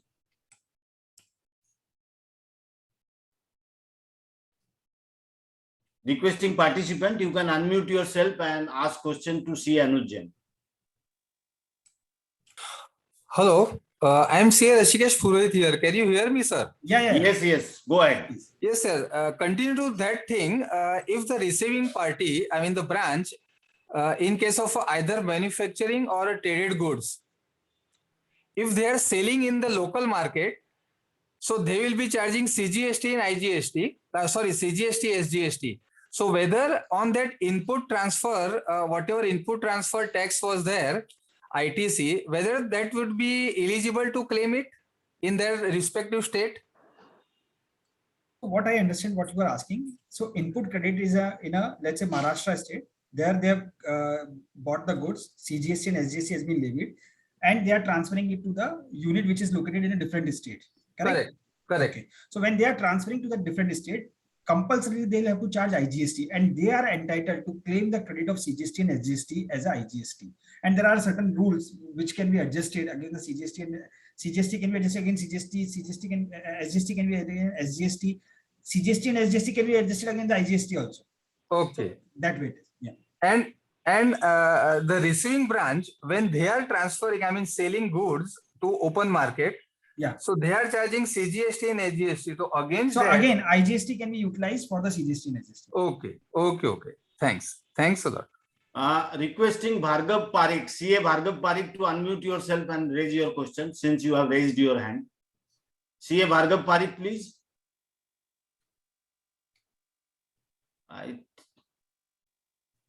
Pawan Gupta, please. CA Pawan Gupta, please. Yeah. Yes, sir. So I was just wondering, while registering for GST, if I have the business nature of the business, they have two type of business. So can I register under same GST number by putting the code of two other natures like? No, so it is related to the registration on the portal. Is it a question related to that? Yes. Well, so you can register your 5, basically what they do is they allow you to register your 5 services, whatever it may be, different kind of services. So you can register minimum 5. And apart from that, if you have more, you can, attach a list also. Okay. But the kind of business is, the nature of the business is different completely. So it's fine, right? You can say there are companies which are, the multiple things. So yes, they have given that. Okay, sir. Okay. Thank you so much for this. Thank you so much. Okay. If anyone having any question, further question, we have 5 minutes left. You can raise your hand or you can unmute yourself and ask question to CA Anuj Jain. I can only share one thing, Anuj, we have multiple comments of excellent presentation. Thank you, sir. Yes. Yes. Roshni Advani. Sir, I have one query. One of my client is having office, having registration in Andaman and Nicobar, and that client want to, it's a builder and developer, and he want to build a building in here in Pune. So in Maharashtra, whether the same registration number I can use, and whatever the invoices for building material supply and anything, I can raise the IGST, and can I go ahead, or I have to apply separately for registration in Maharashtra state? So what I understand, there is a client at Andaman Nicobar having a registration in Andaman Nicobar, which is a UPGST, and you want to start business in the Mumbai, which is a development of the property. Is it a question correct? Yes, correct. Okay. Correct. So first of all, I tell you, you can do certain things from Andaman Nicobar, and as a non-resident also you can do certain things, but it would be very difficult for you when you have to claim the credit, because because it is a majorly a location-based thing, the work contract and everything. So the services, whatever you will be, the invoice which will be raised by the local people, that will be under the CGST and SGST. Because supply, let's say cement is being supplied in the Mumbai, that the invoice will be, place of supply would be Mumbai, and let's say steel is being supplied, that would be place of supply in Mumbai. So you will find very, it would be difficult for you to claim the credit if you don't take the input credit over here, GST registration over here. So it is advisable to claim, to register in the Mumbai itself. Okay. Now I request Bhargav Parikh, can you unmute yourself and ask the question? CA Bhargav Parikh. He has put certain question, how to transfer expenses from Maharashtra to other state under cross charge, say input service of hotel charged at 28%. So what should be cross charge rate of tax? So first of all, I'll tell you, cross charge, if you are in a business of hotel, then you can do the cross charge of hotel service. But let's say this particular expenses is incurred for rendering, let's say for developing a software, or maybe for conducting an audit. Okay, then you will be, when you are arriving to the cost of that particular item which you have created, let's say IT software has been developed and certain people have stayed in the hotel, and some people have gone to the restaurant and have eaten a food, and there are many kind of services which has been used. So all those costs will get accumulated for the development of IT support service or IT software, and then you will charge to the branch. It would not be a same service, it would be rather a IT support service. That way you can charge and you can accordingly transfer the credit. Okay, anyone having question? If we are having 1 or 2 minutes, last 1 or 2 minutes, if there is no question, then we will proceed for formal vote of thanks. I can tell you, Anuj, first of all, thank you for accepting our request and present yourself. And second thing, that there are at least 20-30 comments of your nice presentation. And my request would be, you can share your PPT either in WhatsApp mode or email mode, so that we can again share with all the participants. Sure. Now I request Vikasa Chairman CA Rajnish Sharma to propose formal vote of thanks. Over to you, Rajnish. Yes, sir. Thank you very much. Anuj sir, thank you so much on behalf of the branch and participants for enlightening us on this subject. And thank you to the branch staff, Shiv Bhagwan sir, who has organized this webinar, and thank you to all participants again. Thank you. Thank you very much. Thank you, everyone. Now formally I declare end of today's session.